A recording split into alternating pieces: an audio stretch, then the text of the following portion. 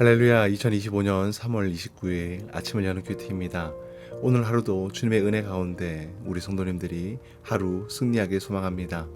오늘 우리가 함께 볼 본문 말씀은 창세기 31장 43절에서 55절까지 말씀을 함께 우리가 묵상하도록 하겠습니다.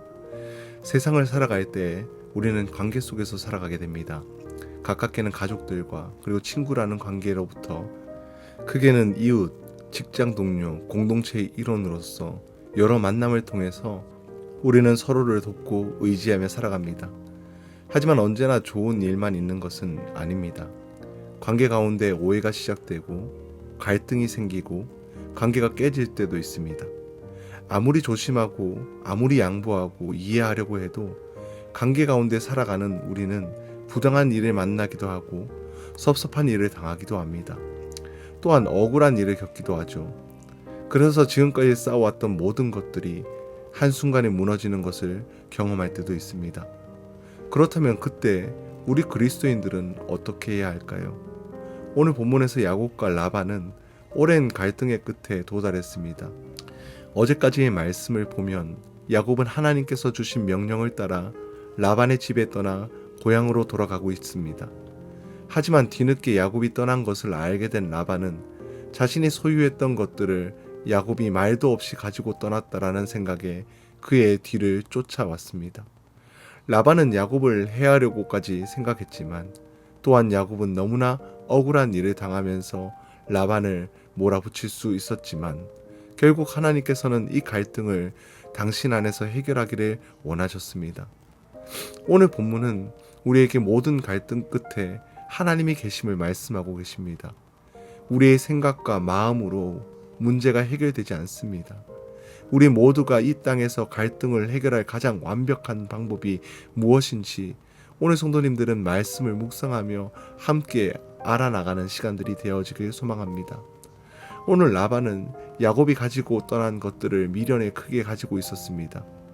그에게는 야곱이 가져간 모든 것이 자신의 것이었습니다. 그래서 43절에는 이렇게 이야기를 하죠.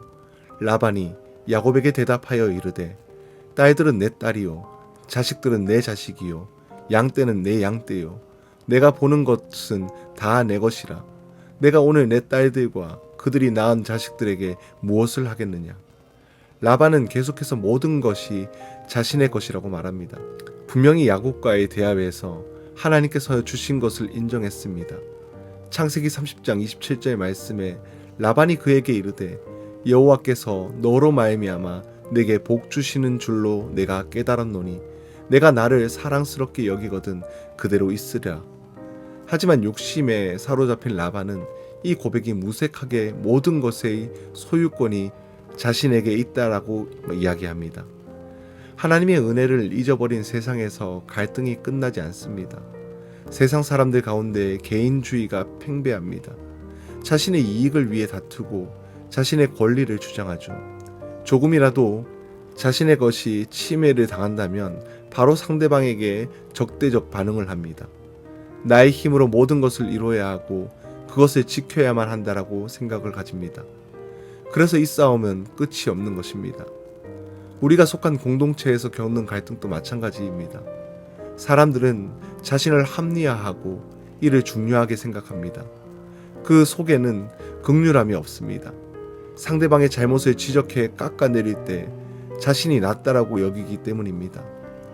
이러한 모습이 계속되면 갈등은 쉽사리 끝나지 않습니다. 하지만 이러한 갈등과 다툼 가운데 중요한 것은 누구나 옳은가가 아니라 하나님께서 무엇을 바라보고 계시는가입니다. 하나님께서 원하시는 바를 우리는 찾아가야 한다는 겁니다. 야곱과 라반은 언약을 맺기를 합니다. 라반에게는 하나님께서 지난밤에 야곱에게 선악간에 말하지 말라 하신 말씀에 대해 다른 대안이 없었던 것입니다. 하나님께서 인도하십니다. 갈등은 끝이 없습니다. 하지만 하나님 앞에서는 갈등의 끝이 있음을 우리는 기억해야 합니다. 그리고 라반과 야곱은 돌을 세우고 언약을 맺습니다. 야곱은 돌을 기둥으로 세우고 형제들에게 돌을 모아 무더기를 만들게 합니다. 그리고 그곳에서 식사를 하면서 갈르엣 곧 무더기의 언약이라고 이름을 붙입니다.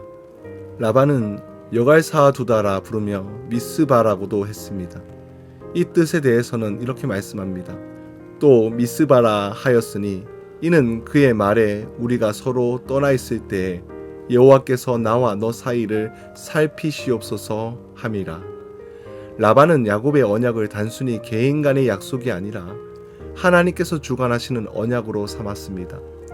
라반이 야곱을 온전히 신뢰한 것은 아니었습니다. 하지만 그는 적어도 하나님께서 둘 사이를 감찰하신다라는 것을 인정했던 것입니다. 하나님은 모든 상황 가운데 함께 하십니다. 이는 갈등 상황이라고 다르지 않습니다. 우리가 서로 믿지 못하고 그로 인해서 서로에게 상처를 주고 있는 상황 가운데 있을지라도 하나님께서 함께 하시고 역사하심을 우리는 기억해야 합니다. 우리가 이 사실을 기억할 때 우리는 다툼과 분노를 내려놓고 하나님께서 주시는 해결책을 구할 수 있습니다.